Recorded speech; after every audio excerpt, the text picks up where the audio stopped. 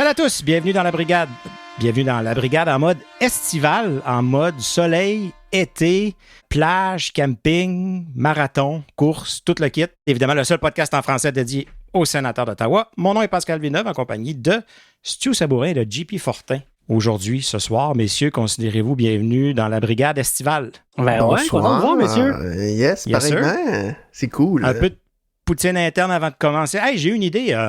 Segment poutine interne, là, on n'a pas de commanditaire à soir, mais je me dis peut-être qu'Olivier Primo pourrait venir commanditer le segment poutine interne, lui qui fait des reviews de poutine. Il pourrait venir faire une review de notre poutine interne avec sa petite fourchette. Puis là, il va falloir décider qui est la sauce, qui est le fromage, qui est les patates.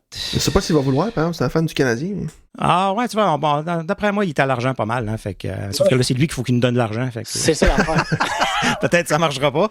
Mais en tout cas, pensons à ça. Je pense que, écoute, Olivier, si tu nous entends, la balle est dans ton camp, comme on dit. Ben, en tout cas, la rondelle est dans ton but.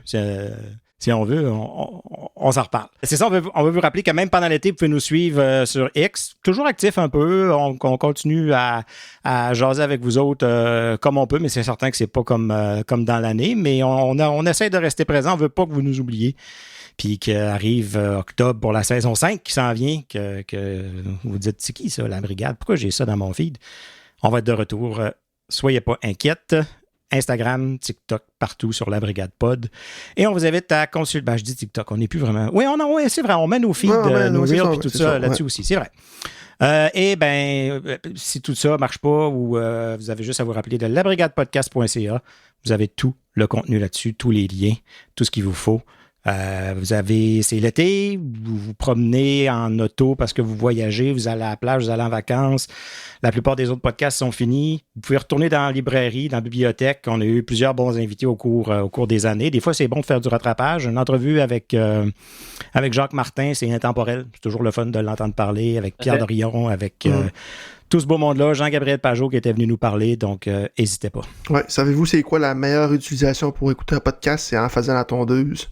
Ah, t'as il faut que tu mettes le son fort encore là. Oui, au bout. Ouais, c'est ça. Son total moteur. Tondeuse électrique, peut-être, une tondeuse à main, ça marche mieux. Moi, c'est à pêche. À pêche, plein de lac, tranquille, pas un bruit, petit podcast dans les oreilles, c'est parfait. C'est vrai.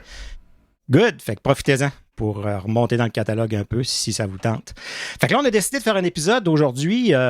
Écoute, on voyait toutes les nouvelles qui se sont passées depuis la fin de la saison, puis ça nous grattait, ça nous démangeait, puis on se disait « ça serait le fun d'en parler, mais là, de réussir à s'organiser. » Puis fait qu'on a dit « Écoute, là, tout est fait, pas mal tout est passé, il devrait plus se passer grand-chose d'ici le début de l'année. » Fait que on s'est dit « On va demander à JP Fortin de nous faire une liste de tout ce qui s'est passé depuis la fin de la saison, qui a commencé la fin de saison avec on avait fait un épisode live, on était dans l'auto, moi, Phil, Stu, avec JP Fortin, JP Fort, dans un live. En passant, j'ai pas mentionné tantôt, mais sur YouTube aussi, vous pouvez nous trouver. Les épisodes live qu'on a fait pendant les séries sont disponibles là aussi. La fin de la saison a commencé comme ça. Fait que on va un peu récapituler tout ce qui s'est passé depuis le début, depuis la fin de la saison. Donc, c'est ça, on a cette liste-là. On va passer au travers, on va discuter de tout ce qui s'est passé. Il y a encore des rumeurs de transactions dans les airs. Donc, allons-y. JP Fortin, comment est-ce que ce off-season-là a commencé et comment ça s'est poursuivi? Donc, 1er mai, ça a été la date d'élimination des Sens. On se souvient tous de ce live-là. Moi, j'étais dans mon cabanon. Forg était chez eux. Stu était sur la banquette arrière de la Camry. Et était en dépression. Intense. Solide. Intense, ouais. Stu qui était un gars plutôt amical, joyeux, bout en train, si vous voulez le voir. Pas dans son état, pas dans son assiette, là. Ça vaut la peine. Ouais. Ça vous a pris combien de temps vous en remettre de ça? Ah, moi, le soir même, j'étais. Ouais, moi, j'étais capable de réviser la saison puis de me dire saison réussie. Saison réussie, ça veut pas dire que ça a été facile à digérer quand même, je pense, comme défaite. Surtout... Non, mais tu sais, je veux dire, quand c'est 3-0, tu pars de loin. Là. Fait que tu sais, j'ai pas eu le temps de me bâtir un méga espoir. Tout à fait, mais quand le match était nul à 5 minutes, là. Ouais. Puis là, tu finis par perdre, c'est crève-cœur. Moi, JP, je te dirais que je m'en suis remis lorsque la saison était terminée. Fait que quand les Panthers ont gagné la Coupe, quand on a passé à autre Ah, chose. c'est vrai? Autant que ça, Ok. OK. Ouais, Wow. j'ai eu beaucoup de difficultés à regarder le hockey sans être jaloux. J'ai eu beaucoup de difficultés à m'intéresser sans ressentir de l'envie. Deux émotions que je trouve vraiment pitoyables. Qui gruge, ouais. Ouais. Ça me tentait pas de voir d'autres fanbases contents. J'ai même bloqué des mots sur Twitter que je voulais pas OK. voir, comme Stanley des Cup. petits filtres, là. Ouais, OK. J'ai beaucoup de difficultés parce que justement, je trouve que c'était une tellement belle saison. On était tellement pompés, puis j'ai passé à autre chose, puis j'ai hâte à la prochaine saison. Mais je persiste à le dire que c'est comme si on nous avait volé ce match-là, ou on nous avait volé un match numéro 7. Je ne crois pas qu'Ottawa méritait de perdre ce match-là. Non. Puis je ne crois pas que les partisans méritaient de voir ça. Ouais. Ça a été très difficile. Écoute, gagner ce match-là, perdre en 7, tu te dis, OK, on a tout fait ce qu'on pouvait chez nous. Ça aurait fait moins mal que de vivre l'élimination, mais d'avoir été là pour applaudir les joueurs, c'est une consolation, là. Ça vaut ce que ça vaut. Là. Mais puis c'est parce que, écoute, tu sais, nous, en tant que fans, on disait, cette série-là pouvait aller d'un côté comme de l'autre. Il y a, écoute, sur 6 matchs, il y en a 5 qui auraient pu aller d'un côté comme de l'autre. Puis ça, c'est notre opinion de fan. Mais tout ce que j'entends depuis ce temps-là, de tous ceux qui ont commenté la série, qui n'ont aucun parti pris, on dit la même chose. Le dernier, je pense, c'était Lars Eller, là, qui était à Coming in Hot, puis qui disait la même chose. Il dit, j'ai vraiment regardé cette série-là. Puis, fait que, tu sais, je pense que c'est pas de la partisanerie de dire que les sénateurs étaient là. Ce qui fait plus mal, c'est que c'est encore Toronto pour une 5e fois de suite. Ça fait mal. Mais, qu'est-ce que tu veux? On s'essuie, puis on recommence comme je dis à ma femme après. OK, c'est beau. C'est ça, je savais c'est là. Je pensais que ça en allait là. Après avoir mangé. Oui, bien sûr. C'est ça, on fait la vaisselle. Ben oui. C'est ça. Mais le pardon. Bien important, le chiffon. Oui. Donc, poursuivons avec le 5 mai, messieurs. Prolongation de contrat de Nicolas Matimpalo. Ah, lui, c'était juste un contrat en série. Hein? Ah oui, totalement. Oui, totalement.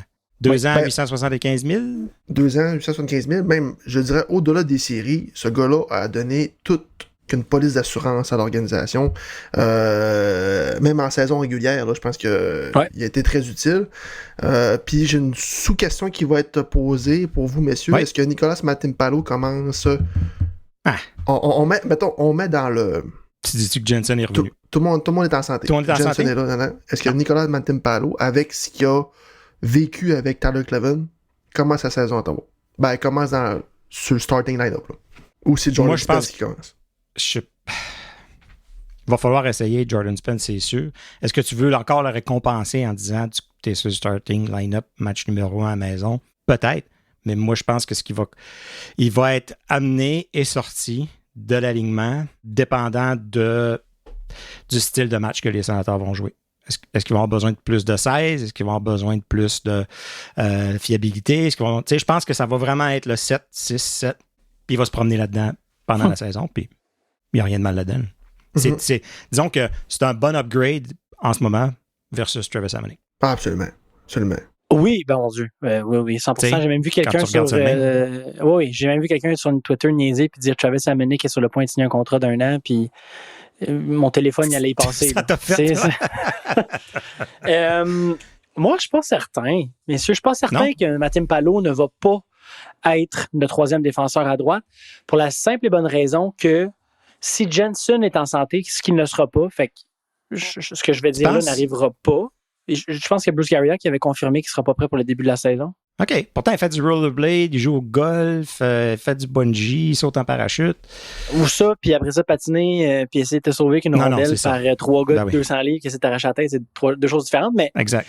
Je ne pense pas que Artyom Zub fait partie des plans à long terme de l'Organisation des sénateurs d'Ottawa. Il date du régime jadis. C'est pas un homme à Stéos. Ouais. Ce n'est pas un homme à Steve Stéos. Il est souvent blessé et il n'est pas gratuit. Et je crois qu'il ne fit pas dans le moule de ce que les sénateurs recherchent à droite, ce qu'ils nous ont prouvé en repêchant en 2024 et en 2025, des gars droitiers grands. Jordan Spence est pas le plus grand. Je pense qu'il fait 6'1", mais il est plus jeune, très mobile. Puis Nicolas Matimpalo, je pense que si tu donnes le choix à Travis Green, tu gardes qui entre lui puis Artem Zoub? Je pense qu'il dirait probablement Nick Matimpalo. Okay. Oh. Puis j'ai pas l'impression que Zoub fait partie des plans à long terme de cette équipe-là. Et aussi dans l'optique de vouloir sauver de l'argent sur la masse salariale, je ne serais pas étonné. 2 millions, là. Ouais, je ne serais pas étonné de le voir parti. Honnêtement, avant même le début de la saison. Ah oui, hein, OK. Ouais. Okay. Si Jensen est prêt, genre, j'ai aucun doute. 0-0. Mais on sait que ça nous prend plusieurs options, là, parce que on sait qu'il va y avoir des blessures. C'est ça. On ne veut pas être pris comme l'année passée, puis à se demander Maxence Guénette va être le prochain. Ce qui me dit encore, le point que tu viens de donner est très pertinent, Pascal. Puis je pensais pas que ce serait comme une genre de police d'assurance, mais Steve Staios est vraiment sorti, puis il a dit publiquement que oui, d'être allé rechercher quelqu'un comme Lassie Thompson. Oui. Pour eux, c'est quelqu'un qui est droitier, qui vient de l'organisation, capable de bouger, qui est pas vieux, c'est un ancien choix de première ronde. Il passe avant les gars de Belleville, probablement. Là. Moi, j'ai pas l'impression que Zouk va rester là. On le voit moins aussi sur les trucs de promotion de l'été. Fait qu'en tout cas. Intéressant. Vous l'aurez entendu ici en premier. Ben oui. Je vais passer rapidement le 15 mai et le 20 mai, messieurs, si vous le permettez. Matt Turek a été nommé DG des Sens de Belleville et Sam Gagné, directeur du développement des joueurs. Ben oui. Et on a donné un contrat d'entrée à l'ancien choix de 4e ronde des Sens en 2024, Lucas Elinas, qui jouait pour les Rangers de Kitchener. 2 juin, on est déjà rendu en début juin. Prolongation de contrat au défenseur Tyler Cleven, 2 ans et 1,6 millions. Je pense que c'est parfait, ça. 1,6. Parfait pour lui. Je pense que, un peu comme Matimpalo, Tyler Cleven a pris un gros step en série éliminatoire. Même sauvé, avec les déboires de Chabot puis Jensen. Dans la première ronde contre les Leafs, heureusement qu'on avait un Tyler Cleven qui a pris un step pour 100%. Pour comme prendre des minutes puis jouer du bon hockey. Puis ça m'arrive même souvent lorsque je suis à la toilette, de réécouter le but de Jake Sanderson en outil. Ça va faire un 2. Oui, c'est vrai. Mais là, c'est la meilleure place pour écouter des vidéos de hockey, ça? Puis qu'il y a la passe, puis qu'il y a Cleven qui va dans. Oui, c'est ça, qui monte le puck, là, qui travaille, c'est ça. Ouais. Ça, c'est un bel exemple de Tyler Cleven en série éliminatoire. Vous, messieurs, comment vous pensez à ça? Tu peux pas donner des contrats de 5, 6, 7, 8 ans à tout le monde. Fait qu'à un moment donné, ça prend un équilibre. Puis il a montré des belles choses, mais les sénateurs disent tu as 2 ans pour nous épater. Voici où est-ce qu'on pense que tu en es en ce moment. Merci pour le service rendu. Tu es dans le gros club pour 2 ans. 1,5. S'il est capable d'apporter ce qu'il a apporté l'année passée, c'est une aubaine. L'année passée, puis l'année avant ça. Puis ce genre de défenseur-là, défensif, c'est long. C'est long, ça se fait pas du jour au lendemain. Il y a un gros corps, gros physique, besoin de temps pour s'adapter à la nouvelle vitesse. Est-ce que c'est cette année qu'on va le voir faire des mises en échec percutantes comme on l'a toujours vu faire au collège, comme on l'a vu faire à Belleville? Peut-être. Puis ça va être une nouvelle. Moi, écoute... Est-ce que vous voyez encore Tyler Cleven comme un def top 4? Ou c'est un défenseur top 5 de luxe? De luxe. Un bon top 5. En ce moment, ou son potentiel? Son potentiel. Mettons, là, on va à long terme. Là. Chabot reste 3 ans de mémoire à son contrat. Exemple, Chabot s'en va, Tyler Cleven prend la place dans le top 4 à la place de Chabot. Est-ce que c'est encore... Si son patin reste comme il est actuellement, non. Impossible. Ouais. Impossible. Ouais. Mais je pense pas qu'il est au bout de ce qu'il peut nous montrer. Fait que oui, je pense qu'il peut en arriver là. Je pense que le plafond est peut-être là. Et peut-être un deuxième paire de défense solide 100%. Avec un bon partenaire plus offensif. Où est-ce qu'il peut pas se casser la tête puis remplir son rôle à lui. Quand je dis que s'il est capable d'améliorer son patin, parce que moi je pense que pendant la ronde contre Toronto, j'avais tweeté Tyler Cleven va être un défenseur top 4 dans cette ligue-là. Puis pour moi, le comparatif, c'est Marc Method. Oui, dans le même genre. C'est de gaucher, frappe fort, Juste que Marc Method avait quand même, pour quelqu'un qui était grand et costaud, il était quand même très agile. C'est venu le rattraper, évidemment, les blessures aux hanches et tout, mais si Tyler Kleven est capable d'aller chercher cette mobilité-là de plus, oui, je pense que oui. Écoute, méthode, ça a été long quand même. Là. C'est 100%. vraiment en arrivant à Ottawa que il avait joué 1, 2, 3, 4, 5 ans là, avec Columbus avant d'arriver à Ottawa. Écoute, ça n'a jamais été un gros marqueur de points, là, mais il a toujours été autour de 0 dans les plus, les moins, mais c'est vraiment Ottawa. Puis, c'est ça, un bon 5 ans. Fait que ça prend ça. Ça prend 300 matchs certains. Puis c'est pas en arrivant à Ottawa qu'il est devenu le défenseur qu'il est devenu. Je te dirais plus que c'est peut-être les 3 dernières années, 2015, 2016 puis 2017, que là, il est vraiment devenu le Marc Method qu'on connaît. Parce qu'en 2013, si je ne m'abuse, c'était Philippe Kuba qui jouait encore avec Carlson. Oui. Fait que ça n'a pas été tout de suite le mariage entre les deux. Là. Bien. Donc, Stu t'a spoilé la nouvelle tantôt. Donc, le 15 juin, l'organisation des Sens revient avec Lassie Thompson, signature de une saison et à 2 volets. Puis ça, sans passer 15 minutes là-dessus, mais j'ai été surpris que ça soit un choix de Pierre Dorion et que Steve Staios trouve encore quelque chose en Lassie Thompson, chose que plus personne croyait bien. Est-ce que, messieurs, parce que là, il y a JBD qui n'avait pas été re-signé par les Sabres de Buffalo. Il me semble qu'en JBD ou Lassie Thompson, j'aurais vu l'organisation bien plus aller rechercher JBD. Fait que comme toi, JP, moi, Lassie Thompson, c'était pas sur mon bingo card cette année, là, mettons. Là. Pas pantoute, là. Mais quand il était parti jouer en Suède, là, même lui, c'était pas dans sa bingo card, probablement, là, qu'il allait revenir en Amérique. Là. Mais écoute, puis on a quand même mis beaucoup de potentiel de draft là, dans ce joueur-là, 19e au total. Donc, mais écoute, ça n'a rien à voir avec le Staios. C'était vraiment l'ancienne organisation. Mais il y avait un talent. Il y avait un certain talent offensif qu'on n'a jamais réussi à avoir. Fait que le talent-là est encore caché quelque part. Peut-être. Mais tu sais, on s'attend-tu que c'est un rôle de... Tu sais, on l'a dit tantôt, c'est un 8e. Oui. Mais ça va être un pro à Belleville. C'est ça. On le voit-tu être le général à Belleville? C'est ça qu'on voit de Lassie Thompson? Probablement. Ouais. Probablement qu'on le voit comme un vétéran, parce que Belleville aussi, là, tu veux dire, on n'a pas toute la liste, là, mais Belleville, c'est une reconstruction quasi complète qu'ils sont en train de faire. Donc, Staios est en train de le mettre à sa main. Tu veux ce genre de vétéran-là, professionnel, qui a joué un peu dans le gros club, puis écoute, lui, c'est à 2 volets. Fait que pour lui, c'est sûr qu'il va sauter puis il va prendre la chance d'être appelé une fois de temps en temps. Poursuivons, messieurs, 19 juin, c'est une bonne signature. Donc, on se rappellera qu'à la date limite de transaction, Steve Staios, à la fin de la journée, avait acquis Fabian Zetterlund et l'organisation a conservé ses droits. Le 19 juin dernier, en signant un contrat de 3 ans évalué à 4,2 millions par année. Est-ce qu'on est content? Est-ce que c'est trop d'argent? Est-ce que il y a une chance inouïe faut qu'il prenne pour être dans le top 6? Tu sais, comment qu'on voit Fabien Zetterlund? Est-ce qu'on le voit encore sur un 4e trio ou que ça fait pas son affaire? Tu sais. Ouais. C'est sûr que non, hein, mais j'ai été mitigé, moi. Je sais pas toi, Pascal, là, mais avec son utilisation, il y a comme le potentiel, son utilisation, puis le fait que c'est pas, on s'entend, c'est pas un contrat monumental, mais c'est quand même beaucoup d'argent pour quelqu'un qui a compté 2 buts avec Ottawa dans les 5 derniers matchs de la saison. Ouais. Puis qu'en série, honnêtement, il y a rien qui fonctionnait malgré qu'il y avait toutes les opportunités. C'est un gamble, je trouve. Je sais pas à quel point je suis confortable avec ça, moi. C'est un gamble, mais d'un joueur qui a quand même prouvé des choses dans le passé. T'sais. Moi, j'ai de la misère à évaluer un gars dans son arrivée avec une nouvelle équipe. C'est rare que ça marche, c'est rare que ça marche bien. Quelqu'un a regardé Claude Giroux avec la Floride quand il est arrivé là à la fin de l'année, puis en série, il dirait, voyons, Claude Giroux, il est fini, ce gars-là. J'ai de la misère à tout baser mon évaluation là-dessus.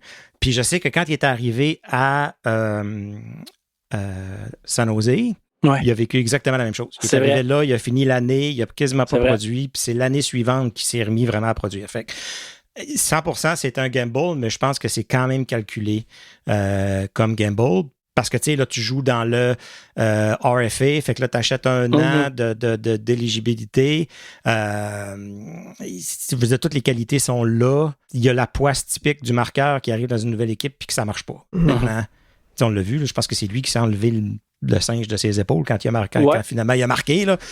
Tu voyais que ça pesait, puis tous les joueurs de hockey vont te dire que ça ne les dérange pas, mais quand ils parlent dans un podcast l'été, ils disent tout que ça les dérange quand ils sont dans une période où ils ne sont pas capables de marquer. Fait que, écoute, il faut en prendre des risques comme ça. On avait investi aussi on a échangé, c'était qui? C'était Crookshank ou c'était l'autre... Ostapchuk qu'on a échangé dans ces échanges-là. C'est ça. On a échangé Ostapchuk, qui était quand même un bon prospect. Fait que tu veux pas briser les liens, tu veux pas aller en arbitrage. C'est pas, en tout cas, pour 2 ans, c'est pas un super gros risque. Puis, qu'est-ce que vous le voyez dans le top 6, clairement? Pas choix. Non? Pas choix. Pas le choix. T'as pas le choix. À 4.2, tu le mets dans le top 6. Et donc, Claude Giroux comprend que dans la ligne, sa hiérarchie dans l'alignement vient de dropper. Claude Giroux, ça va être une plug. Il va se promener partout. OK. Claude Giroux va couvrir les trous. Il va être. Je pense qu'il comprend son rôle de vétéran. Moi, je n'ai beaucoup qui regardent sa production, qui dit il a baissé de temps avec les années, mais tout le monde a baissé l'année passée. Là. Je veux dire, personne n'a sorti des stats de fou. Les Sénateurs ont joué un autre type de jeu. Ça l'a affecté Claude Giroux aussi. Je pense qu'il est encore aussi efficace qu'il était. Fait que je pense qu'il est capable de se promener. Puis on va parler de sa signature tantôt. Yes. Donc, poursuivons. 25 juin, on a dévoilé le calendrier préparatoire. Oui. 27 juin, on a nommé un nouveau partenaire sur les caisses à l'étranger. Donc, ce sera la compagnie Fullscript. Et on est maintenant rendu le 27 juin, la journée du repêchage de la Ligue nationale de hockey. Et les Sénateurs qui avaient d'emblée le 21e choix. Oui. Mais là, avant toute chose, OK, je rewind ce que je veux dire. Le repêchage, comment vous avez trouvé ça? C'était épouvantable. C'était long, là, mais c'était long, puis c'était...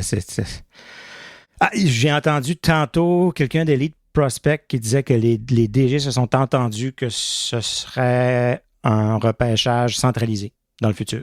Pas de plan ou comment, quoi que ce soit, mais ce sera plus fait à distance. Apparemment que c'est... Fait qu'on ils ont moins décidé ça. On revient comme d'habitude. Ouais, ou dans une formule peut-être un peu différente, mais c'était ben trop long, Est-ce que je peux vous demander pourquoi ça a été comme ça cette année? Ils voulaient sauver de l'argent. Ouais, c'est les DG qui disaient là, il faut qu'on amène tout le monde là-bas, puis on n'est pas capable de se parler parce que là, on est tous sur le même plancher, puis nanana, puis alors qu'ils ne réalisent pas que de toute façon, il faut tout qu'ils amènent le monde à Ottawa ou dans leur ville, qui sont toutes partis pour l'été, puis en tout cas, à quel point ils se sont rendus compte qu'ils n'ont pas sauvé beaucoup d'argent, puis quelle expérience de merde pour les gars repêchés de regarder ton DG, sa TV, le son qui ne marche pas pour Ottawa. Ouais. Puis d'autres équipes, là, je pense, là, tu sais, une couple, là. Mais c'est dégueulasse. Moi, je trouve que la Ligue nationale a eu de l'air fou, pas rien qu'un peu là-dessus. Puis moi, je fais penser aux jeunes qui se fait drafter, arrive sur la scène, le seul contact humain que t'as, c'est Gary Bettman. C'est épouvantable. Ou bien un invité que l'organisation a fait qui a aucun lien avec... c'est ça. Non. Fait que moi, je trouve ça abominable. Puis en plus de tout ça, moi, le pire, ce qui aurait pu couper dans le temps, c'est quand, justement, il allait dans la petite chambre, après ça, parler 2-3 minutes avec l'organisation, puis qu'au final, chaque joueur qui a passé, les 30, ont dit la même chose d'affaires. C'est ça qu'ils disent. C'est ça, ça donne rien, ça donne absolument rien. Puis c'est parce que le contraste est flagrant avec Vegas l'année d'avant dans la sphère, gros spectacle. C'était fou raide. Là. Exact. Il n'y a pas beaucoup de choses sur lesquelles la Ligue nationale peut dire qu'ils ont l'avantage sur les autres ligues. Là-dessus, le draft, c'est quand même un bel événement. Mais là, non. Ça, regarde, qu'est-ce que tu veux? Ils l'ont essayé, ça n'a pas marché. C'est ça. Ouais. Donc, revenons à nos moutons. Les Sénateurs avaient le 21e choix d'emblée et au cours de la soirée, ont échangé ce choix aux Prédateurs de Nashville, si je ne me trompe pas, pour retomber au 23e rang pour sélectionner le défenseur Logan Hansler du programme américain, un défenseur de 6 pieds 3, Moi, ce que j'ai vu un peu dans le style de Nick Jensen, si je me trompe pas, j'ai vu ça passer sur Twitter. Ouais, ben, c'est vrai. On l'appelle un Jake Sanderson light. Prends tout ce que Jake Sanderson est, puis mêlé. Two-way, capable de jouer vraiment, d'être dynamique en avant, capable de jouer du bâton en masse, capable de revenir dans sa zone. Un défenseur vraiment complet. Puis il était, écoute, dans le début de l'année, là, quand ils ont commencé à sortir les listes pour le repêchage, il était dans les 10 premiers. Là. Plus la saison avançait, plus il y en a d'autres qui l'ont dépassé. Il était au Wisconsin, qui était une équipe très ordinaire cette année, puis il n'est pas ressorti comme beaucoup pensaient qu'il allait ressortir. C'est ce qui l'a fait monter beaucoup. Ou baisser. Là. Mais de ce que j'entends des gars d'Elite Prospect, puis tout ça, je trouve que c'est un excellent choix. J'ai même entendu, en tout cas, je pense que c'est Sébastien d'Elite Prospect qui était à Lockdown qui disait qu'il voit comme un meilleur prospect que Carter Yakemchuk. Ça a créé un débat, là. Dans le fond, ce qu'il expliquait, c'est que, d'ailleurs, tu as dit que lui, c'est comme un Jake Sanderson, mais les plus légers, mettons, plus light. Si je ne m'abuse, il avait dit qu'un joueur, il a dit qu'il essayait de « I try to model my play comme Jake Sanderson ». Oui, exact. Puis ce que les gars d'Elite Prospect ont dit, c'est que c'est un meilleur prospect que Yakemchuk parce qu'il a une valeur plus sûre que Yakemchuk. Ce gars-là, il va faire un national for sure, puis il va jouer dans ton top 6. Ça, c'est pas une question. Alors que Yakemchuk, c'est encore un peu plus explosif. Tu sais pas trop à quoi t'attendre. Hensler, il a comme pas de faille dans son jeu. Mais il est spectaculaire nulle part. Tu sais. C'est un choix très, très Ottawa, mettons. C'est pas surprenant. Très grand gars, droitier, défenseur. Il va chercher des besoins. C'est ça. Puis il répond à des critères, puis l'équipe allait le chercher. Puis, écoute, on sait pas si c'est le gars qui voulait ou s'il y avait 3 gars qui voulaient, puis ils se sont dit, écoute, on recule, puis on prend lui on prend, tu sais, si notre choix est encore là, on le prend, puis si jamais c'est le deuxième, on va être bien content avec lui aussi, tu sais. Fait que, tu vois que Stéos, il réfléchit, parce que pour aller chercher, tu sais, reculer de 2 choix, là, puis d'être capable d'aller chercher de la valeur dans cet échange-là, excellent travail. Il laisse rien passer au hasard, puis tu vois qu'il analyse toutes ses options. Exact. Non, c'est un très bon travail. Ouais. Exact. Parce que dans cette transaction-là avec les Prédateurs, on avait acquis le 23e et un choix de 3e ronde. C'est ça. Qu'on n'avait pas, je pense. Hein? On avait plus de choix de 3e ronde? Ou, non, on avait un. On avait un. Okay. Sauf que on poursuit le repêchage. On tombe à la journée du samedi et on débute la matinée avec une transaction de Steve Stéos. Donc, on a acquis le défenseur Jordan Spence des Kings de Los Angeles en retour de ce 3e choix qu'on a acquis dans la transaction pour descendre et d'un 6e. Jordan Spence. Donc, tantôt, Stu t'a dit 6 pieds 1, mais je pense que c'est 5 pieds 11. Ouais, c'est un petit défenseur. Comme je dis à ma femme, on ne s'estimera pas pour 2 pouces. Non, OK. Les gens de 5 et 11, c'est une très belle taille, tout le monde. OK. On est grand, on est au-dessus de la moyenne. Puis on est. T'es quand même le plus petit, c'est à soir. Oui. Bon. Ouais. Bon. Jordan Spence, il reste 1 année à son contrat. Va rester RFA. L'année passée, c'est 28 points en 79 matchs, plus 23. Ça, j'ai trouvé ça vraiment intéressant. Et 1 but en série. Ce que j'ai entendu dire, c'est que c'est tout que DJ Smith, c'est du truc du travail. Oui. À Los Angeles. C'est l'entraîneur des défenseurs. Exact. Et on se souvient tout aussi de Eric Brandstrom. Qui n'était pas dans les bonnes grâces de DJ Smith. Ouais. Et drôle d'adon, Brandstrom puis Jordan Spence, quand tu les regardes sur la patinoire, beaucoup de similitudes dans la mobilité, dans le contrôle de rondelle, dans le jeu de pied. Un gars qui peut qui peut jouer sur ton deuxième power play. Oui, c'est ça. Tout dépend du genre de confiance que tu as envers lui. Puis Exact. Fait qu'est-ce qu'on en pense de Jordan Spence? Il est allé, écoute, il est allé chercher de la profondeur. Il est allé chercher, on parlait tantôt de la profondeur à Belleville, la profondeur à Ottawa. Ils ont vu les difficultés que ça a causé l'année passée avec les blessures. Puis quelque chose qui a rien coûté vraiment, qui a coûté des choix qu'il est allé chercher. Puis ce qu'on dit, c'est il y a eu beaucoup de temps de glace pendant la saison, comme surprenamment.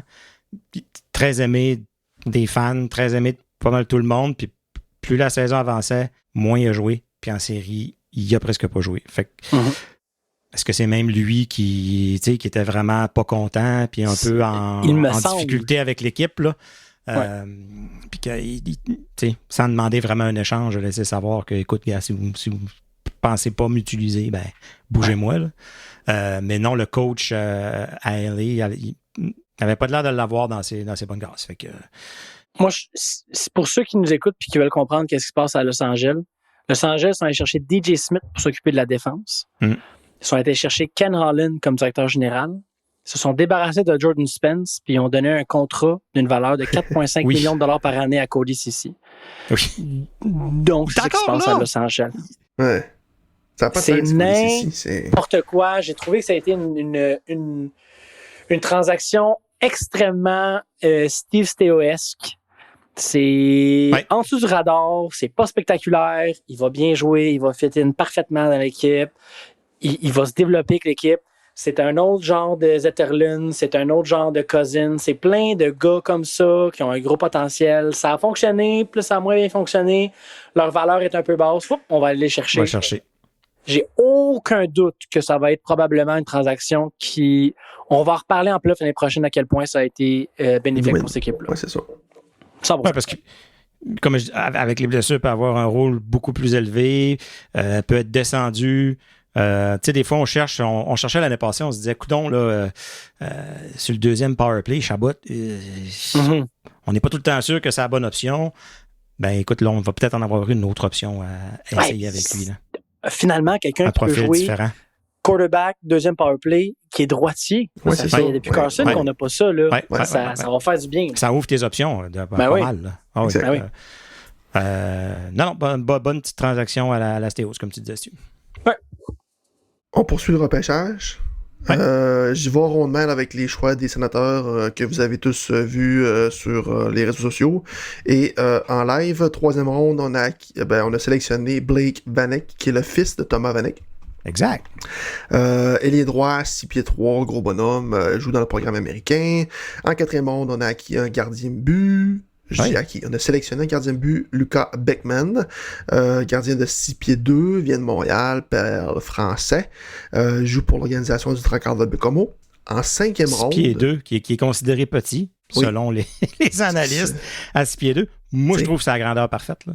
Pour un gardien de but, je trouve que tu es capable de garder ton athlétisme, mais de couvrir du net. Tu n'es pas handicapé par ta grandeur.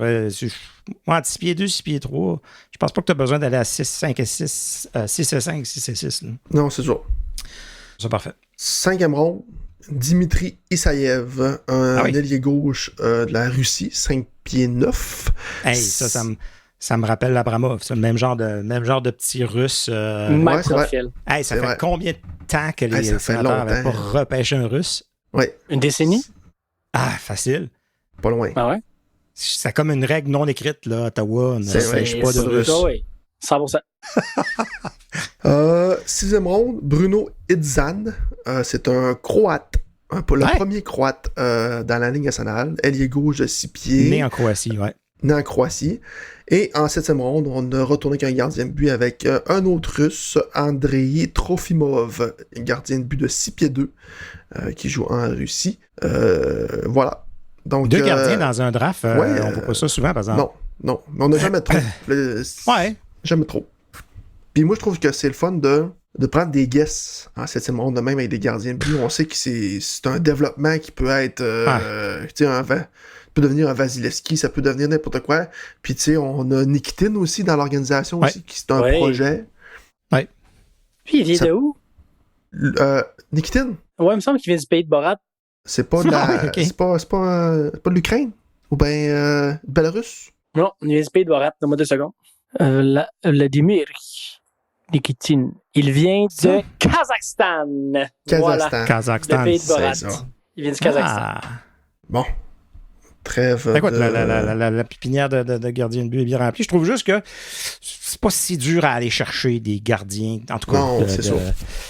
Je suis pas plus d'accord de repêcher super haut. Je me dis, prends-en un dans le draft, puis tu sais, travaille là, puis Peut-être, en tout cas, peut-être que... Parce que... Ils ont-ils encore un club, la ACHL? Ils vont-ils en avoir cette année ou... Aucune idée. Ouais, c'est ça. Parce je pense qu'ils sont encore affiliés avec Allen, non? Ouais, OK. Mais j'ai pas vu passer qu'il était plus là. OK. Donc, l'été se poursuit et là, on arrive au Quand est-ce qu'on va signer Giroux? Ben là, c'est ça, là. Pascal, on était inquiets, là. Le repêchage était en cours. Qu'est-ce que le 1er juillet arrivait à Grand-Port? On n'a toujours pas de nouvelles de Giroux. Va-tu re-signer à Ottawa? Et bing! Le 29 juin, on annonce la prolongation de contrat de Claude Giroux. 1 an, 2 millions de dollars. Ouais. Avec ben des bonus, là, mais le contrat de base, c'est 1 an et 2 millions. J'étais sur le cul. Mm-hmm. Étiez-vous inquiet? Hein? Étiez-vous inquiet qu'il n'allait pas signer? Non, parce que j'étais persuadé qu'il allait signer. Puis s'il signait pas, la vie continue. C'était pas une perte monumentale. Il va pas jouer dans ton top 6. Comme tu as dit, il va jouer ici et là, mais ça va pas être... Ah, mais il aurait pu jouer à Montréal. Ouais, ça, non. Ça aurait pas passé, ça. Ça aurait pas passé, là. Mais ça, je l'ai parlé... Il va jouer à Montréal. Puis il va être pitoyable à Montréal. Puis ça, j'en ai parlé quand j'ai passé à BPM Sport au début juin. Ah, d'ailleurs, c'était où, ça, dans ta liste, là? Il aurait fallu mettre ça, présence de JP Fortin à BPM Sport. Ouais, c'est vrai, je n'ai pas parlé. Et ça, j'ai vraiment été surpris. Les fans du Canadien crachaient oui, c'est vrai. tour de bras sur Claude Giroux dans les commentaires quand j'étais en direct. On veut rien savoir, trop vieux, il est fini, il sera aucune utilité, puis tout. Les autres qui cherchent, en tout cas, il n'aurait pas joué au centre à Montréal, là, mais... il aurait joué au top 6. Il aurait joué top 6, puis je veux dire, c'était le deuxième, c'est mis au jeu dans la Ligue l'année passée. C'était fan du Canadien. En tout cas, bref.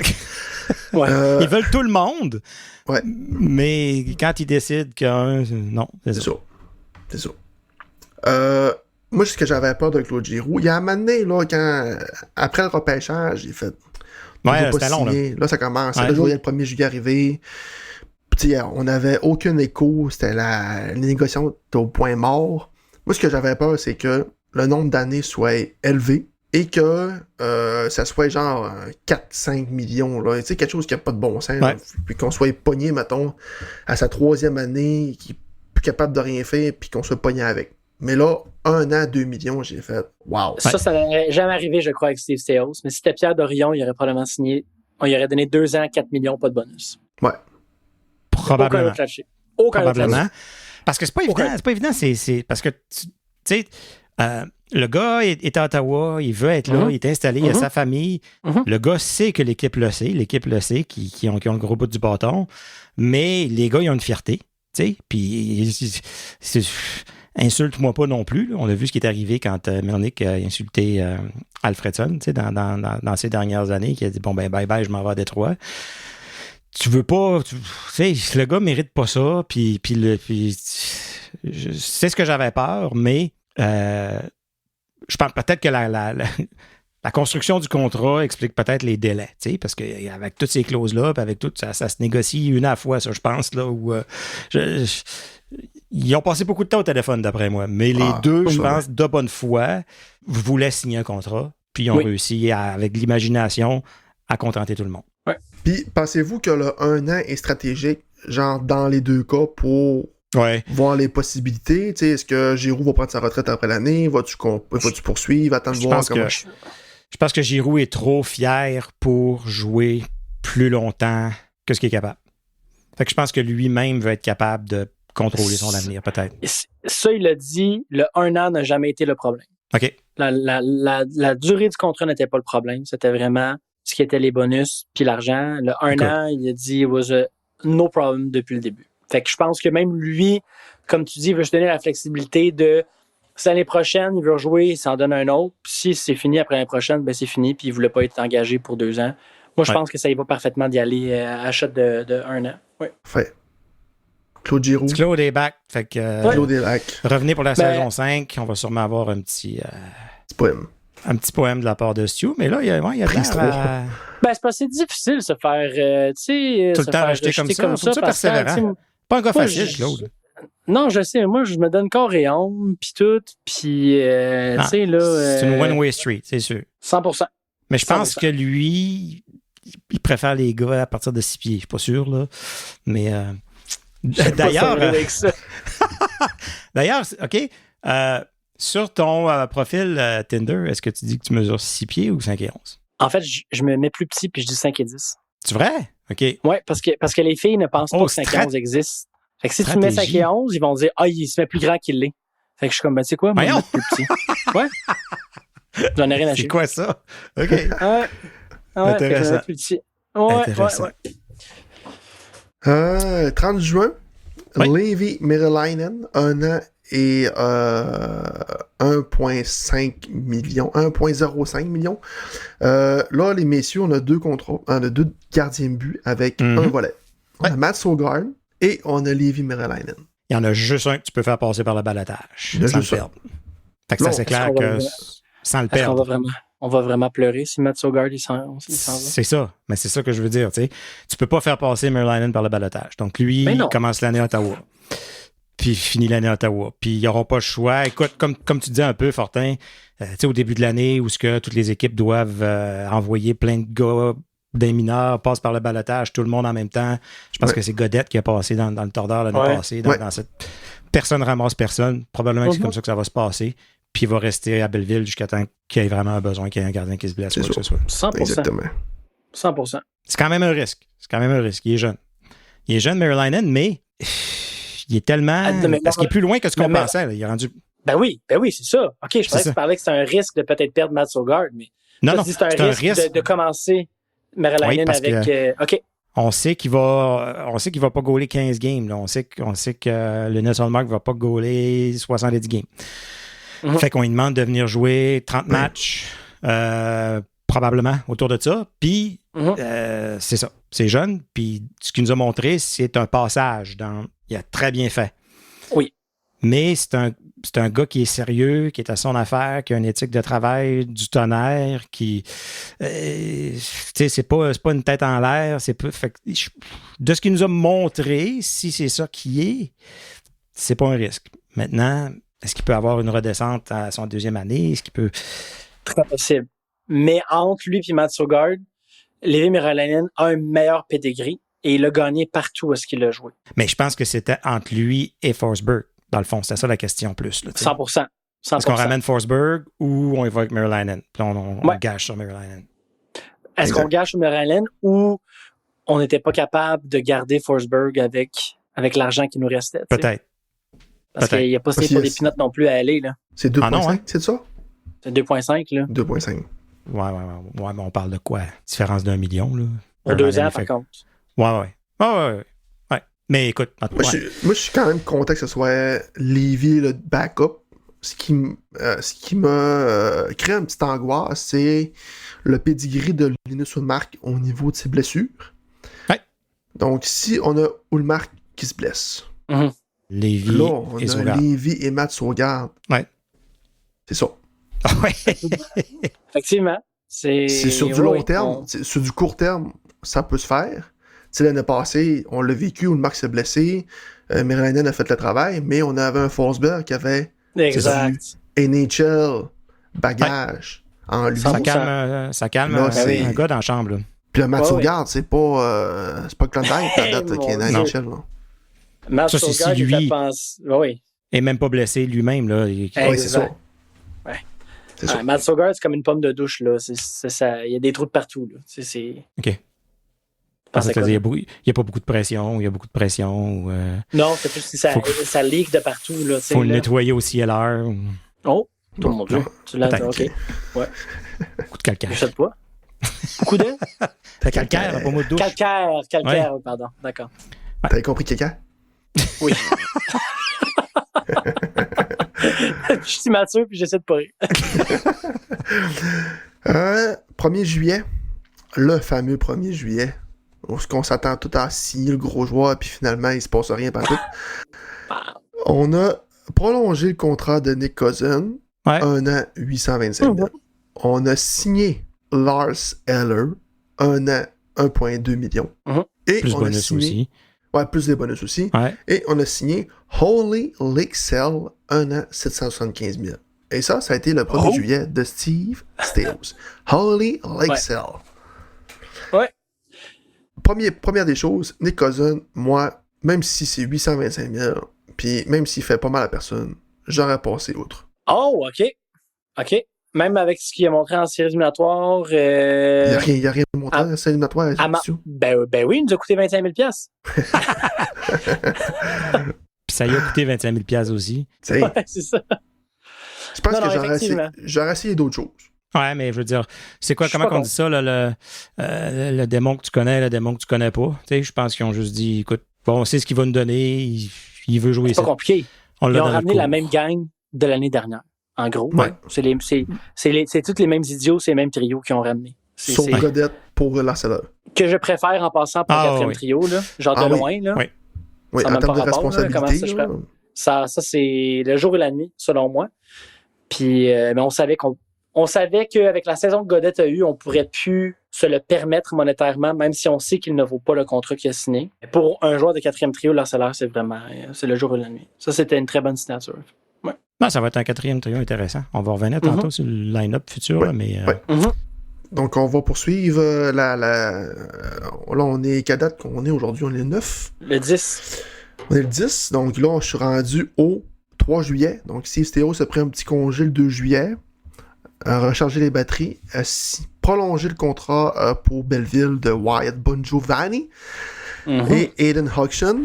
Et ma signature préférée de l'été. Ouais. On roule les dés encore, mais je pense que c'est un beau guess à ce prix-là. C'est Arthur Kaliev. On a aussi signé 2 gardiens là, pour Belleville. Jackson Parson, qui a été le gardien de l'année dans la OHL. Et Hunter Shepard, des Capitals de Washington, qui roule sa bosse dans la Ligue américaine depuis un petit bout. Mais Arthur Kaliev, quand il était au balotage l'an passé, j'avais dit ça serait le fun d'aller le chercher. Je pense qu'il y a encore quelque chose qu'on peut faire avec ce gars-là. C'est un ancien de l'organisation à Steve Stéos en tant qu'il était junior. Fait que là, c'est 1 an, 725 000, contrat two-way. Je pense que c'est soit que ça marche pas du tout, soit que il ramasse des points à profusion à Belleville. Et il peut tasser, à mon avis, un Nick Cousin du trio. 4. Ça, c'est une signature parfaite pour moi parce que tout ce que ça l'amène, c'est des upsides. T'as pas d'effet négatif à cette signature-là. Pour le prix, contrat à 2 volets, tout ce que tu viens d'expliquer, moi, je trouve que c'est une signature exceptionnelle. Vraiment. Vraiment, vraiment, vraiment. Et fun fact, le premier but de Jordan Spence a été assisté par Arthur Kaliev. Tout est dans tout. Puis, justement, tout est dans tout. Est-ce que vous étiez parmi ceux, en 2019, lors du repêchage, qui voulaient que les sénateurs le repêchent à la place de Shane Pinto? Je pense que oui, hein. Tout le monde était dans le même bateau. Je m'en souviens plus, mais... Ouais. Moi, je me rappelle pas non plus, mais j'ai vu ça passer beaucoup disent « Ah, je me rappelle, j'étais fâché quand les sénateurs l'ont pas pris. » Fait que c'est juste un juste retour des choses qui reviennent à Ottawa. Ouais. Imaginez, tu sais, dans un univers alternatif, Ottawa a repêché Zadina et Arthur Kaliev au lieu de Brady Tkachuk et Shane Pinto. Tu es dans la position où est-ce que Buffalo est aujourd'hui. Là. Probablement. Tu recommences. Là. Ouais. C'est incroyable. Moi, c'est à quel point un joueur peut changer ta formation. Parce que là, Shane Pinto, on s'entend qu'il doit signer probablement bientôt un contrat qui va être de 4, 5 ans, 5, 6 millions de dollars par année.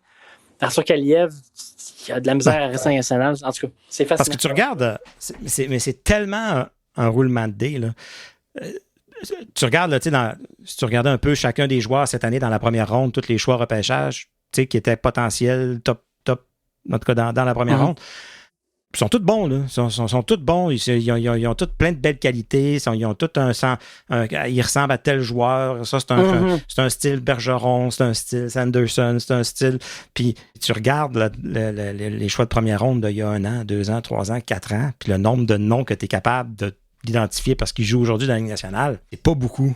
Fait c'est je sais pas à quel point c'est 100% de la luck où il y en a vraiment qui sont capables de plus souvent qu'autrement. Écoute, c'est quoi une bonne performance? Si tu es capable de prédire 25%, tu as une bonne moyenne au bâton, tu sais, que tu repêches première ronde puis qu'il se développe, Puis, t'es-tu vraiment meilleur que les autres? Mais tu sais, sénateurs. Arthur Kaliev, c'est le prototype parfait du gars il brûle la ligue le hockey junior avec ses nombreux buts, arrive dans la Ligue nationale, il disparaît. Ouais. Fait que ça, c'est un parmi tant d'autres. Fait que là, moi, ce que j'ai entendu sur les réseaux sociaux, c'est un manque d'éthique de travail de sa part. Faut-tu être surpris avec la Russie de ça, mais j'ai hâte de voir. Ouais, un Galchenyuk type, là. Ouais. Mais là, tu l'amènes, l'avantage, c'est que tu l'amènes dans une chambre, sans faire de commentaires où est-ce qu'il était avant, là, mais tu l'amènes quand même dans une chambre qui est sérieuse, qui a son éthique de travail, qui a sa façon de marcher, puis écoute, Buddy, c'est ta dernière chance. Tu sais, là, si tu veux jouer, ici, c'est comme ça que ça marche, c'est comme ça que tu joues. Tu vas pas être irresponsable puis aller loafer à ligne bleue. Là. Tu joues two-way, puis tu as une chance de jouer dans une bonne équipe, puis une équipe qui a de l'avenir. Fait que réveille. Ben, tout part de son camp d'entraînement. S'il connaît un gros camp d'entraînement, ça a une place. Non, on risque d'avoir des belles surprises cette année. Puis écoute, on a eu ce genre de belles surprises-là avec Adam Gaudette l'année passée. Puis ces gars-là, ben, s'ils te causent une surprise, c'est souvent tu sais que tu vas les perdre. T'sais, Adam Gaudette, c'est outpricé d'Ottawa. On ne pouvait pas le payer le salaire qu'il voulait. Mais tu as besoin de ça. Tu as besoin de gars qui te coûtent pas cher, que tu prends une chance, qui surprennent, qui jouent un gros rôle, puis ils sont de passage. Là, mais ça, c'est là qu'on va voir si Stéo est capable de les identifier. Qui aurait pu prédire que Adam Gaudette, au début de l'année, qui était sur le Weavers, marque 20 buts, incluant les séries éliminatoires. 20 buts, Adam Gaudette. Un gros but important à tes avantages numériques aussi en série. Là, non, c'est imprévisible. Ouais. Mais si on serait rendu l'année prochaine. Oui.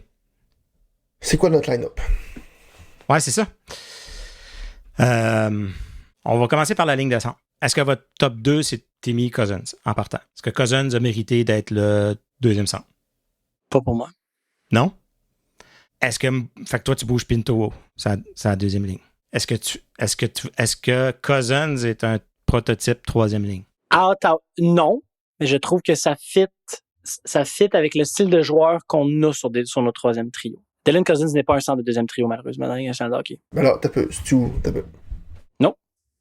On a échangé Josh Norris pour ce gars-là. Josh Norris. Je veux pas l'échanger en pensant à Cousins, hein? Non, c'est pas ça qu'on dit. Oui, c'est vrai, ça a parlé de ça pas mal, ouais. Ouais, mais non. Fait que toi, tu mets Dylan Cousins sur le troisième trio. Donc, tu as échangé Josh Norris, un gars du corps, avec Ketchuk, pour un gars toujours blessé. Ouais. Oui, parce que... À 7,1 millions. Parce que... Ça, malheureusement, ça c'était déjà attaché à lui. Ouais. Il est trop tard pour ça. T'es en play-off. Je te dis, la dernière période de hockey, il faut que tu fasses jouer tes 6 meilleurs joueurs sur la glace. C'est qui que tu mets? T'es où dans la game, là? C'est combien la game? Ouais. C'est Game 7, il reste une période, tu vas rouler à 2 trios. C'est qui les 6 gars en avant qui se mettent sur la glace? C'est égal? Égal, Game 7, tu vas couper ton banc, tu roules à 2 trios, c'est qui que tu mets sur la glace? Je peux mettre un Pinto, mais c'est Timmy qui va aller jouer à gauche. C'est qui les 6 gars que tu mets sur la glace? Tu mets Brady. T'as Brady, t'as Timmy, t'as Batterson. Moi, je mets Géry pour le face-off. Si tu mets pas Cousins, tu mets pas Batterson non plus. Sorry. Moi, c'est le finisher. Batterson, c'est le prêt à glace. Je trouve qu'il est plus talentueux que Cousins. En fait, Cousins, je trouve qu'il a des mains de ciment. Là. Mettons, tirer avec Ketchuk, Timmy. Je trouve que lui qui peut te coûter un but, c'est lui. Oui, on l'a su. Ça, je suis d'accord. Mais mettons, Timmy, Ketchuk, ça, c'est sûr. Timmy. Parce que là, tu veux pas gagner la game. Là. Tu veux étirer la game le plus possible puis tu veux pas faire d'erreur. C'est ça le but. Là. Tu veux la gagner si tu me dis on perd 3-2, c'est une autre chose. Ouais. Si tu me dis la game est égale. La game est égale. Tu joues safe. Game 7. Faut que tu la gagnes la game pareil. C'est Game 7. Là. C'est qui tes 6 gars? Moi, malheureusement, Cousins, il n'est pas sur la glace pour moi. Là. Puis je veux pas l'échanger. Je le trouve bon. Je trouve qu'il amène beaucoup. Il n'est pas capable de gagner un face-off. Moi, je mets Perron en place de Batterson. Perron, il faisait partie de mes 6 joueurs. Ouais. Avec Claude Giroux puis avec Shane Pinto. Ouais. Dylan Cousins n'est pas là, malheureusement. C'est pas un mauvais joueur. C'est un bon joueur. Et je le vois. Je vois pas comment Shane Pinto. Moi, je trouve qu'il est moins. Je trouve qu'il est un peu tôt pour être sévère comme ça. Ouais. Là, dans votre scénario. En décembre, on va en reparler. Dans votre scénario. C'est un bon joueur, Cousins, en passant. Ouais. C'est 2-2. La game est égale. Ça prend un but. C'est bien beau étirer la game, puis jouer défensif. Ça prend un but. Ça prend un but, mais c'est pour ça que t'as Brady, t'as Timmy, t'as Zetterlund. Là, vous avez mis Perron. Ouais. Là, c'est Perron. Perron, là. Il nous a égalisé ça OK. la dernière game. Perron, la minute. Il peut sortir un but de n'importe où. David Perron, la minute où, du côté de la santé de sa famille, ça s'est réglé, ça a été la meilleure addition de l'équipe de loin. Ouais. Je veux bien. Dans l'efficacité du nombre de buts, on s'entend que David Perron. 95% du monde prend Patterson. Entre les deux, oui. Perron, Patterson. Oui. OK. Oui, excuse. J'ai besoin d'un but, je mets Patterson sur la glace, bien plus que Perron. Non. J'ai ma première ligne. J'ai ma première ligne pour marquer mon but. Je me fie sur eux autres. Fait que toi, je veux pas me faire scorer. Fait que toi, tu mets Ketchuk, Timmy, Zetterlund. Puis après ça, ta deuxième, ça serait Perron, Pinto, Giroux. Ouais. Ben, j'aille pas ça. Mais dans le cas où est-ce que tu enlèves Perron, tu mets Batterson, Chris, Dylan Cousins, il est pas là pareil. Non. C'est pas un centre de deuxième trio. T'as peu, OK. Pas Ottawa. Okay, pas avec Shane Pinto. T'as peu. OK, moi, j'ai Brady. Ouais. J'ai Giroux au centre. OK. Puis j'ai un Cousin à droite. Après ça, j'ai Timmy à gauche. J'ai Pinto au centre. Puis j'ai Batterson à droite. Je pense pas que Timmy à gauche va t'amener autant que si Timmy est au centre. Ah, moi, je joue pas les lignes. Moi non plus. Je mets pas des gars dans des situations non traditionnelles. Je mets pas deux centres sur deux ailes sur deux dans un match numéro 7. Non. Moi non plus. Ouais, parce que là, tu viens de dire que Cousin, c'est pas le rôle de centre. Je l'ai mal refusé. C'est pas un centre de deuxième trio à Ottawa. C'est pas ça que j'ai dit. C'est pas un centre de deuxième trio. C'est un excellent joueur de hockey, capable de jouer 200 pieds, mais si on a le choix entre lui ou Shane Pinto pour le deuxième centre, je prends de loin Shane Pinto. OK. Là, de toute façon, la question, c'était pas ça. Il a pas joué beaucoup Pinto comme deuxième centre, là. Non. Ben, moi, je pense que Pinto devrait... Pinto, il joue même pas en powerplay, ça, je comprends pas. Mais moi non plus. Il a dit... il a dit Stéos, parce qu'il dit... Pas Stéos, Green. Il a dit « J'ai besoin de toi. » En piqué. Quand on a tué la punition. Quand la punition est finie. Ouais. Bon, fait que c'est ça qu'on voit. C'est ça qu'on voit de Shane Pinto. C'est un rôle ingrat, là. Ouais, on le voit défensif. Défensif, c'est ça. Mm-hmm. Ouais. OK. Mm-hmm.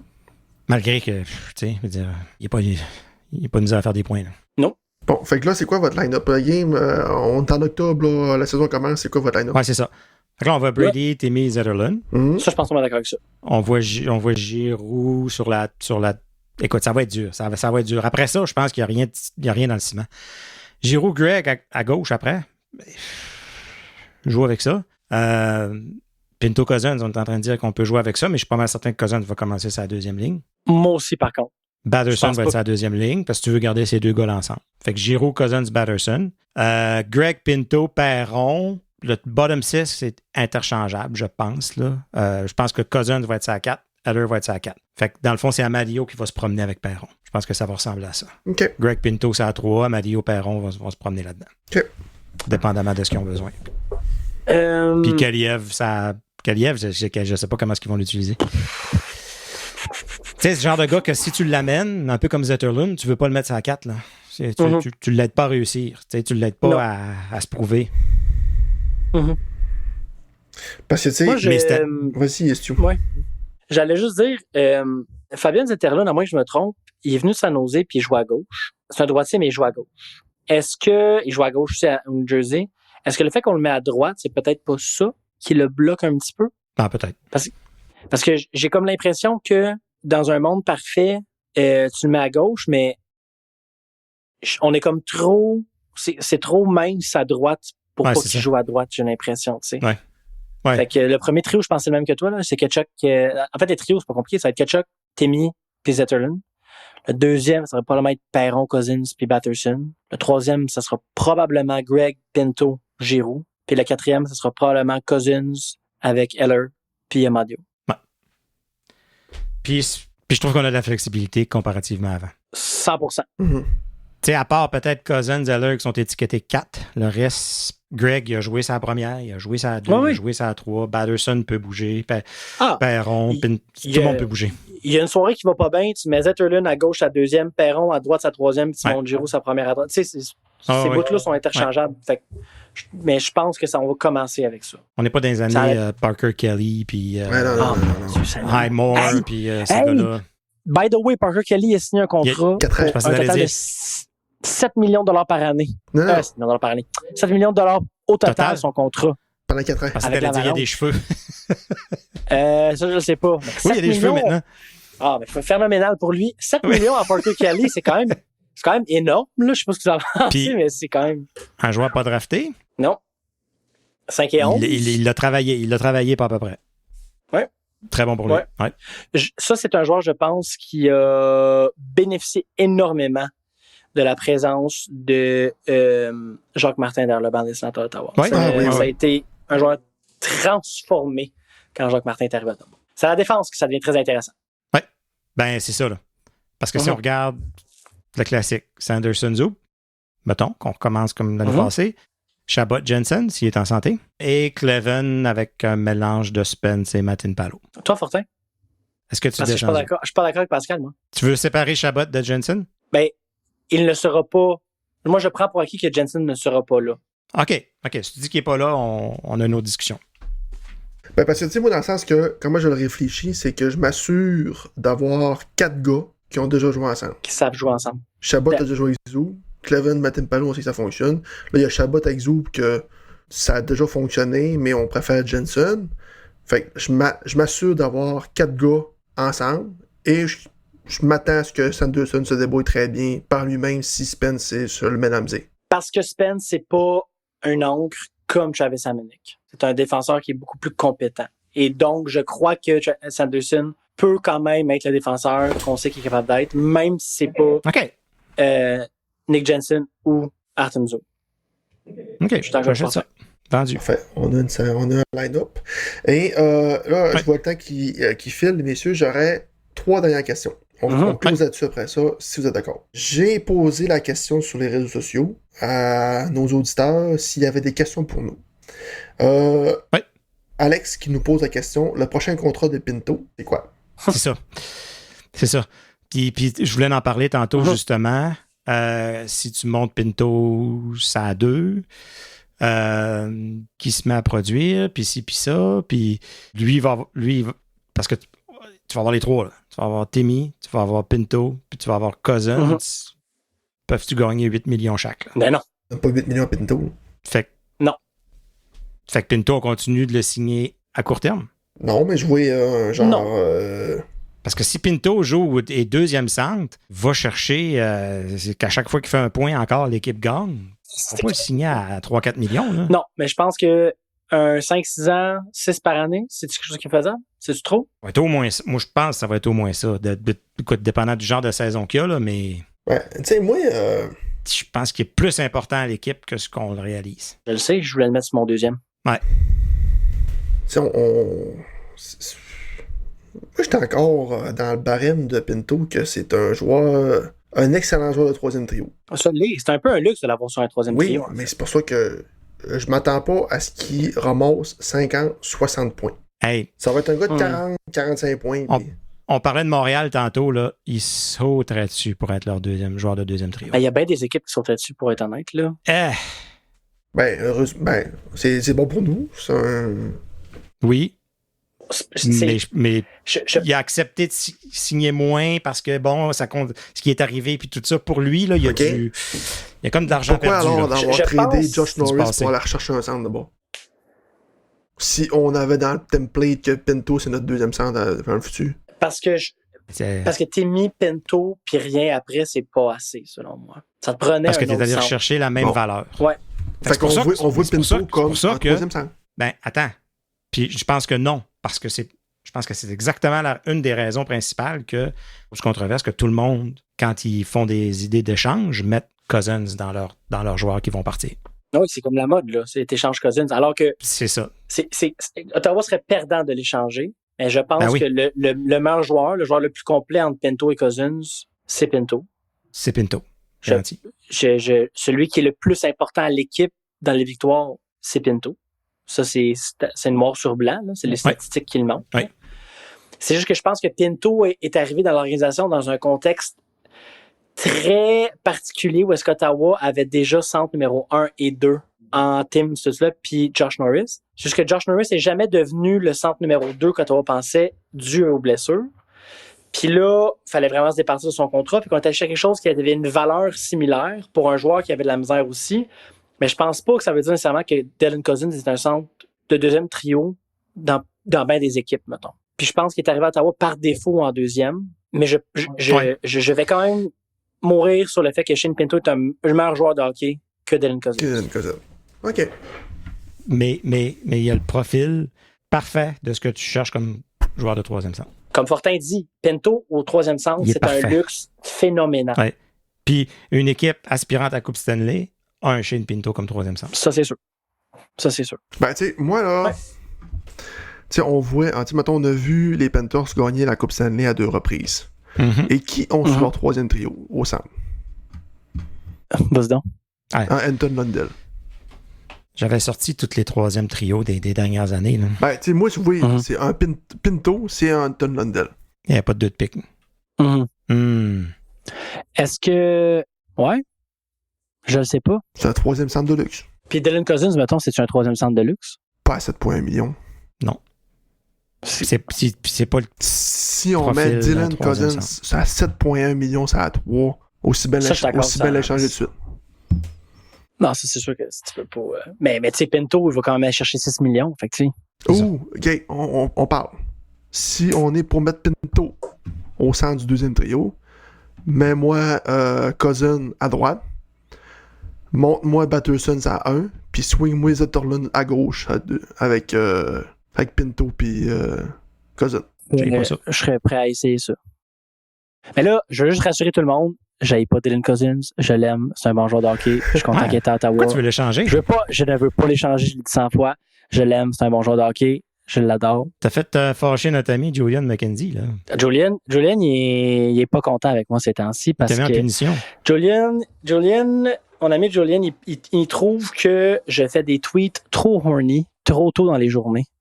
Fait qu'il me met en punition. Puis Julian, je vais juste m'excuser. C'est quoi l'expression? C'est quoi l'émission à radio? Là? C'est bien meilleur le matin? Ben, pour Julian, qu'est-ce que ça s'appelait? Je pense que la dernière fois qu'il m'a mis en punition... Ça se passe le soir. La dernière fois qu'il m'a mis en punition, j'avais été tweeté que j'aimais beaucoup embrasser les femmes. Il était genre 9h30. Puis là, il m'avait écrit sur Instagram. Puis il dit, il dit, c'est même pas les heures à Drake. Là. Qu'est-ce que tu fais là? Va te coucher. Là. Fait que... j'ai une dernière question. Vas-y fort. Il est le 10 juillet. Il est 9h30 le soir. On s'amuse. Vous devez me faire une long shot d'ici le début de la saison. Donc, un joueur ou une action ou une situation qui va arriver d'ici début octobre avec l'organisation des Sens. Le retour d'Eric Carlson. Shit! C'est revenu des rumeurs, ça a recommencé à être jasé. Retour d'Eric Carlson, wow! Ça serait... On repart pour une heure. Non, on en a parlé en masse l'année passée. Moi, je le ferais. Moi, je sais pas si c'est la nostalgie ou si c'est le... Ben oui, c'est la nostalgie. À 50% du salaire. Moi, demain matin, à 50% du salaire. T'as pas le choix, là. Nick Jensen, bye-bye. Non, c'est Zou. Bye-bye. Ouais. Toute la gang, goodbye. Écoute, il fait encore des saisons, là. Je veux dire, il est loin d'être fini. Il y a eu 100 points il y a 2 ans. Je garderais Jensen. Je me débarrasse de Zou dans la transaction. Je sais pas si tu peux les garder monétairement parce que Jensen, il gagne quand même beaucoup d'argent. Je sais pas si pour l'argent, ça fonctionne juste pour ça. Ouais, mais là, Carlson à 50%, ça va revenir à 5,7. Il est à 11 millions. Ouais. Ben, c'est ça. Jensen, t'as combien? Ouais, mais il y a déjà du salaire de retenue de son contrat d'avant, je pense. OK. De son équipe d'avant. OK. OK. À moins de me tromper. OK. En tout cas, là, c'est des détails financiers. Ben, en tout cas, OK.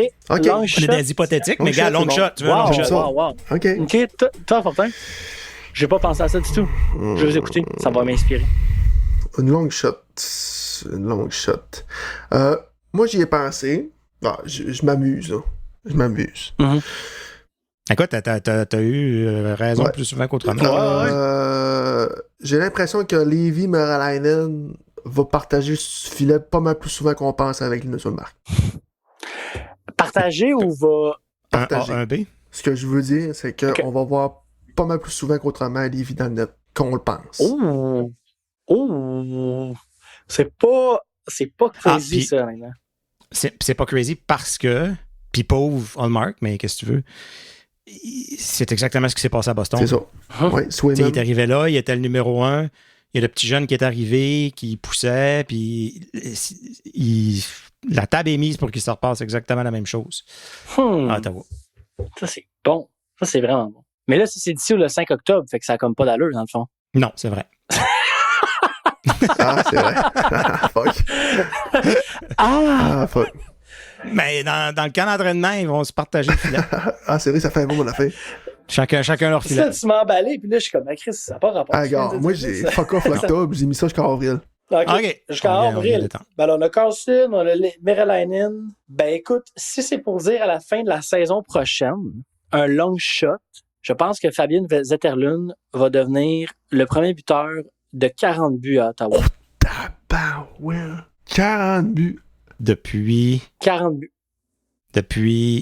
Danny Clay. Danny Clay. On a juste des gars de 39. Parce que Norris est arrivé à 39, ouais. Il est arrivé à 36 ou 35. Timmy est arrivé à 39. Timmy est arrivé à 39. Ouais. Ouais. Puis Kutchuk, il n'a jamais eu 40. Hey. Toujours dans les OK. fin 30. Tu lui donnes une saison avec Kutchuk et Timmy à Zetterlund. Ah Tu oui. le mets sur le premier powerplay. Il y a eu trop de chance, cet enfant-là. C'est impossible qu'il rentre Ah, pas. mais c'est où 40 buts? On veut parler. 40 buts, Tu m'as c'est... demandé une long shot. Ouais, c'est Tu m'as correct. demandé une long shot. Correct. Hey, 40 buts, c'est pas mal, là. On juge pas. C'est énorme. C'est énorme. Je capote ça arrive. Ben, regarde. Je me chie dessus, je Et pense. puis moi, Hey, Je me gars, chie dessus. on s'attendait pas à ça de Norris, tu sais. C'est vrai. c'est mon long shot. OK. Hey, ben là, Good. Ouais, ben, ça fait, on finit avec ça, oui, mais si ça arrive, on a Carlson. On a Sutherland qui score 40 goals. Puis on a Levy qui tombe sous le marque. C'est pas compliqué. Lévis qui commence les On playoffs. s'en va à la fin de la Coupe Stanley, là. C'est ça qui arrive, là. Ah oui. Tu me donnes 40 buts Ouais. Zetterlund puis Carlson back à Ottawa.